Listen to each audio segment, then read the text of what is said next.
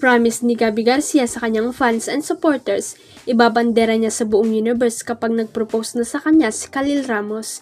Yan ang sabi ng Kapuso actress matapos maintriga ang ipinost niyang mga litrato sa Instagram kung saan may napansing something ang mga netizen. Nag-share ang Kapuso actress at events host sa IG ng mga pictures niya na kuha sa mga kaganapan sa kanyang personal life at career na may caption na "Giving this 20 carousel post a try, life lately" with smiley. Sa comment section ng kanyang post ay marami ang nagkomento matapos mapansin ang suot niyang singsing, partikular na sa una niyang litrato. May mga nagpalagay na engaged na sila ng kanyang boyfriend na si Khalil dahil nga sa suot niyang kumikinang na singsing. Pero bago mag-post ng fake news ang mga netizen na mahilig magpakalat ng mga kasinungalingan sa social media, ay agad na inaddress ni Gabby ang issue. "Guys, it's a ring from my mom, a fake.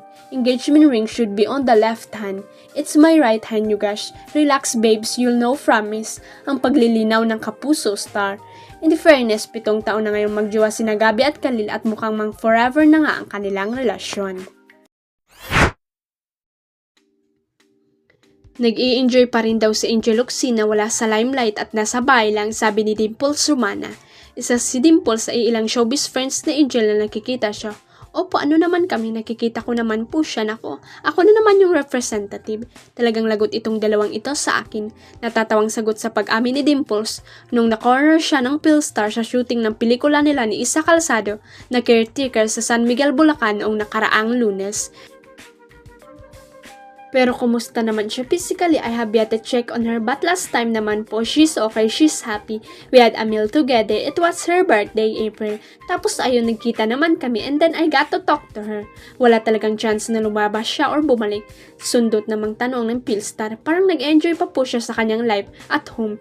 Iba rin kasi, naiintindihan ko po kasi ako rin bilang pamilyada, ako parang ako rin. Alam mo kung kasing yaman ako ni Angel na sa bahay na rin talaga ako. Nakangiting sagot ni Dimples. Huwag kalimutang i-click ang subscribe button at i-ring ang notification bell para sa latest at legit chika updates.